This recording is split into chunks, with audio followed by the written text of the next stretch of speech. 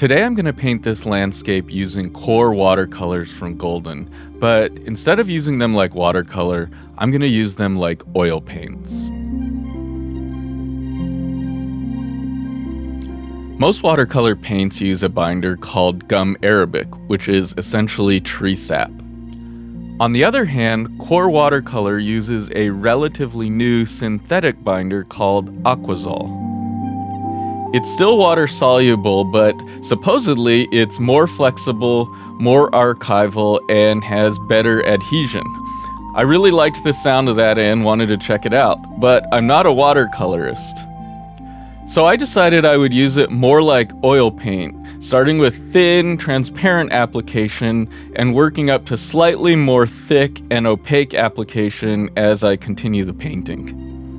I'll be using an ampersand aquaboard panel, which, if I understand correctly, is a hardboard panel coated with a mixture of acrylic and clay so that it can absorb water, sort of like paper. I start with a diluted wash of a warm yellow acrylic ink because I don't generally like painting on a pure white surface, and hopefully the yellow will peek through in the landscape, making a nice warm atmosphere. Today I'll also be trying this portable art toolkit watercolor palette that several people on YouTube have recommended. One side of it is magnetic, so you can fill it with different mixing wells and paint holding trays depending on your preferences. Today I'll be using a pretty limited palette of titanium white, benzo something yellow,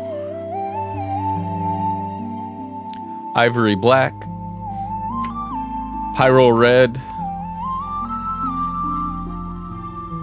ultramarine blue,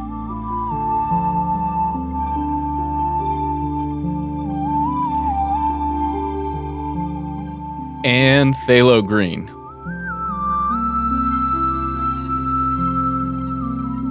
I'll also be trying Golden watercolor medium, which I believe is just diluted Aquazol. I like to start my paintings with a no-tan, or a simple arrangement of light and dark shapes. I find this really helps me establish the composition early on, and after that, everything is pretty much adding details.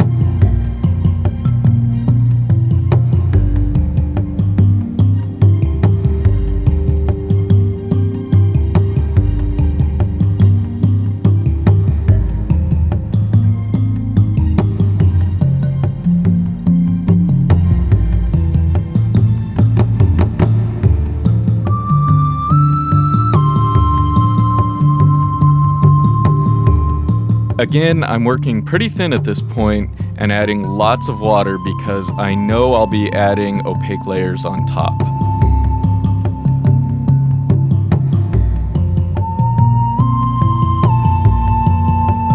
With all the dark colors blocked in, I start adding the bright, opaque color of the sky.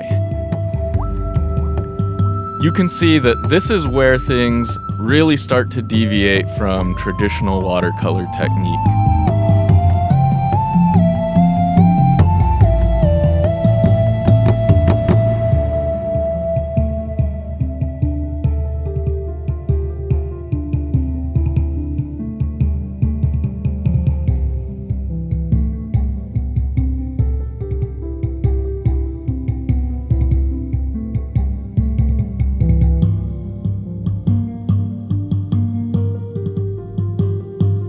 Here I'm continuing to use the bright opaque sky color, but mixing in some warm yellows and reds as the sky darkens toward the horizon and some distant trees start to become visible.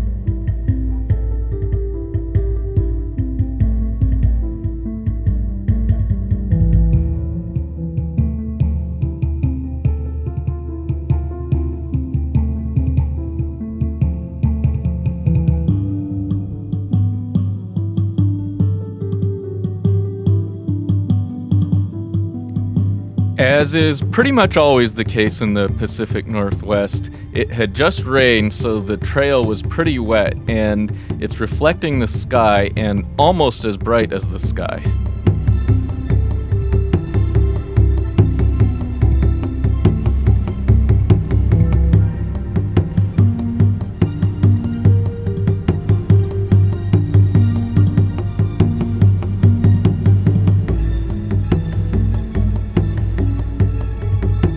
At this point, I'm trying to block in every part of the painting with at least some tone that I can work over later.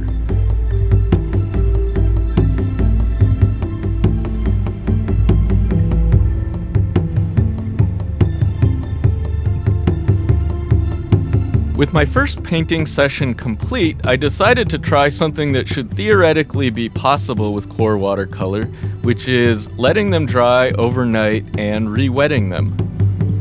This did work out pretty well, but I got a bit impatient waiting for the white to rehydrate, so I added a fresh blob to the palette.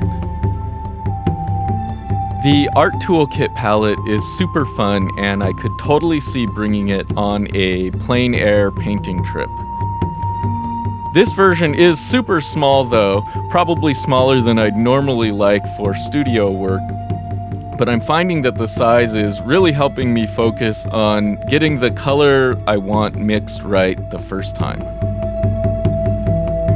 Speaking of color, check out that neon green color I was able to mix with the QoR. That is definitely not traditional watercolor.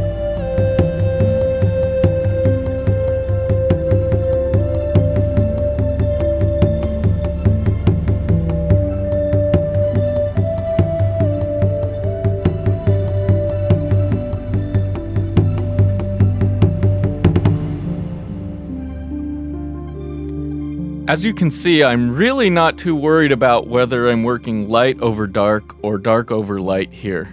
I'm really able to work opaque or transparently, which is super fun for a water-based medium.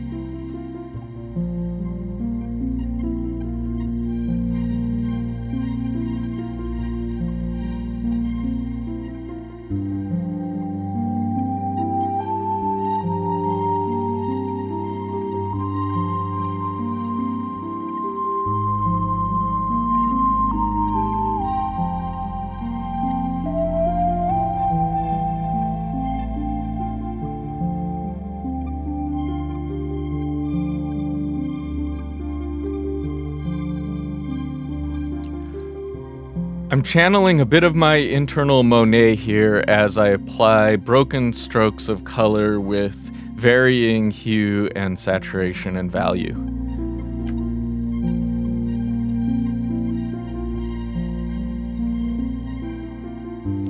Right now the painting's going through a bit of an ugly phase, but I'm hopeful I can turn it around.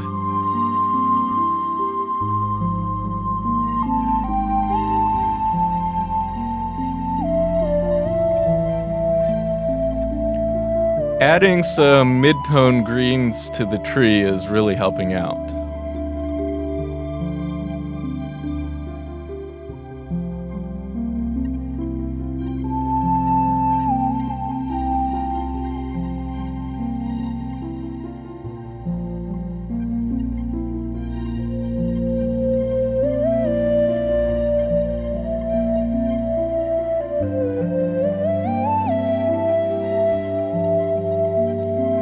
I'm continuing to be super impressed by the layering ability of this QoR Watercolor.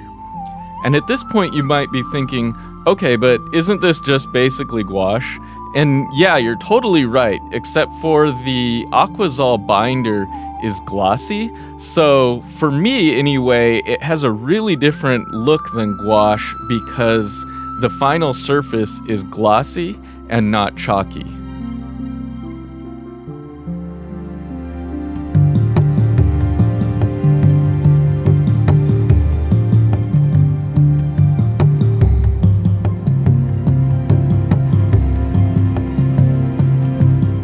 At this point, we're in the home stretch, and it's really all about the details.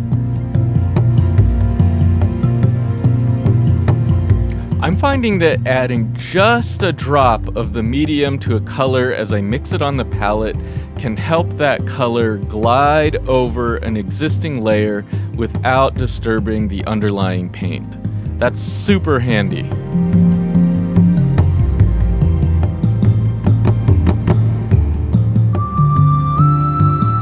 At this point, I'm literally painting individual leaves on these ferns. Those ears you see are my dog Orbit, and at this point in the process, he really thought he needed to be held.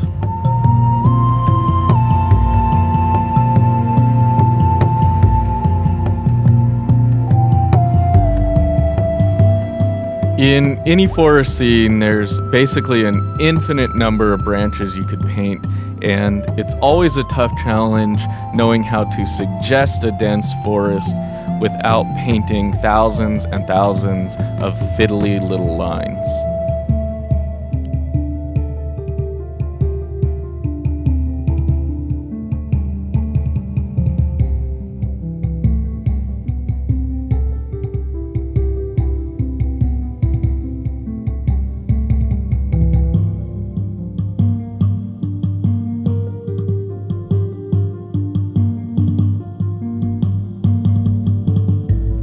With any painting that has a lot of green in it, one of the final steps I like to do is add just little tiny splotches of bright red and bright yellow to break up that green tone and provide kind of a shimmer effect that balances out what can be kind of an overpowering color.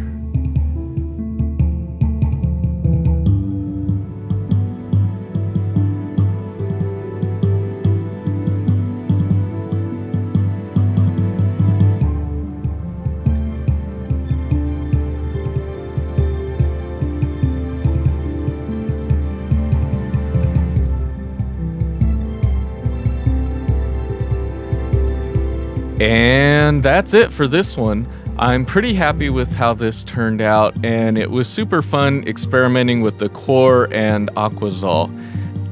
This is actually just the preparatory phase for a larger project I'm working on, making Aquazol-based paint. So if that's interesting to you, stay tuned.